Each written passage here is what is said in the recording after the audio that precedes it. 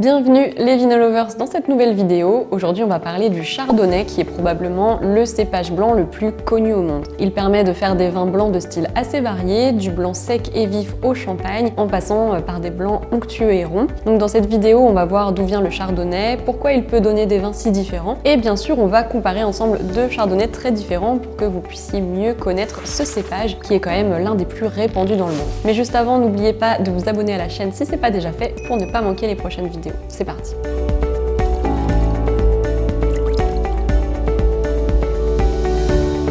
On commence tout de suite cette vidéo avec les origines du chardonnay. C'est un cépage qui est originaire de Bourgogne, mais on retrouve maintenant le chardonnay dans de nombreuses régions viticoles à travers le monde parce qu'il a une capacité impressionnante à s'adapter à tous les climats, qu'ils soient frais, tempérés ou chauds. Alors en France, on trouve du chardonnay quasiment dans toutes les régions viticoles, dont bien sûr la Bourgogne qui est sa région d'origine. Le chardonnay est aussi l'un des cépages utilisés pour fabriquer le champagne, et notamment les champagnes blancs de blanc qui sont faits à 100% avec du chardonnay.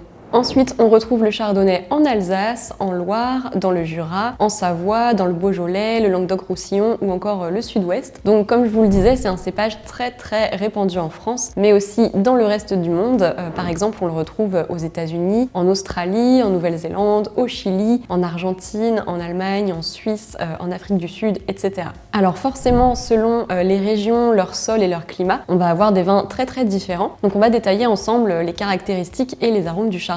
Ce qu'il faut savoir, c'est que c'est un cépage peu aromatique à la base. On dit même qu'il fait ressortir l'expression de son terroir. Ça veut dire que les arômes du vin viennent surtout du terroir et moins du raisin en lui-même. Donc en fonction du sol, par exemple calcaire, marne, argile, etc. En fonction du climat frais, tempéré ou chaud, et en fonction de la vinification, le chardonnay donnera des vins totalement différents.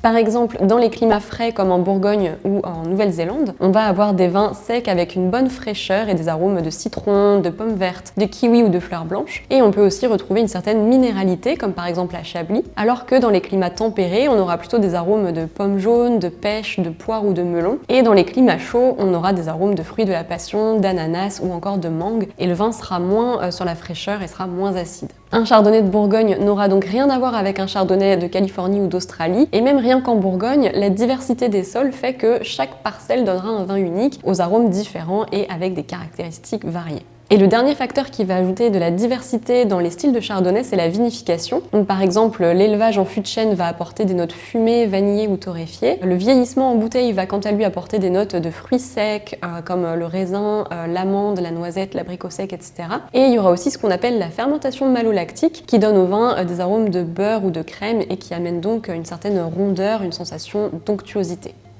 Alors pour bien comprendre tout ça, on va comparer deux chardonnays de deux régions viticoles différentes. Ici on a un chardonnay de Bourgogne et plus précisément de Chablis, et ici on a un chardonnay d'Australie. Alors on va voir quelles sont les différences entre ces deux vins qui sont pourtant faits avec le même cépage. Alors on va commencer par le Bourgogne, donc il vient de Chablis, au nord-ouest de la Bourgogne. On a ici un millésime 2019 et le vin fait 12,5 degrés. Alors si on regarde la couleur du vin pour commencer, la robe est jaune pâle, je sais pas si ça se voit très bien à la caméra, mais on a des légers reflets verts. Au nez on retrouve des notes de fruits à pépins comme la pomme verte et la poire, et aussi des agrumes, plutôt du citron et du pamplemousse. Et en bouche, le vin a une belle acidité, donc une bonne sensation de fraîcheur. On peut aussi reconnaître l'acidité parce que ça nous fait saliver, ça c'est un bon indicateur que le vin a de l'acidité. Et ici on a aussi un côté minéral qui ressort bien et qui est d'ailleurs assez typique des Chablis.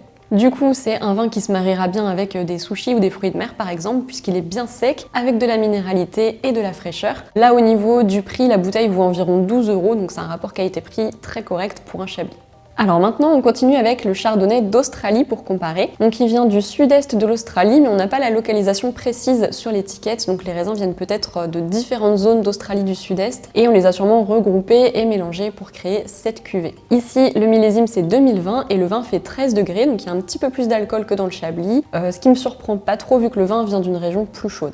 Alors je sais pas si vous le voyez bien, mais la robe est d'une couleur jaune plus intense, un peu plus dorée que celle du Chablis. Et au nez, c'est très différent aussi. On retrouve des notes de pêche, de melon et même de vanille. Donc on peut déjà dire qu'on est sur un vin complètement différent du Chablis. Ça a l'air plus doux, moins acide, plus fruité et pas minéral du tout.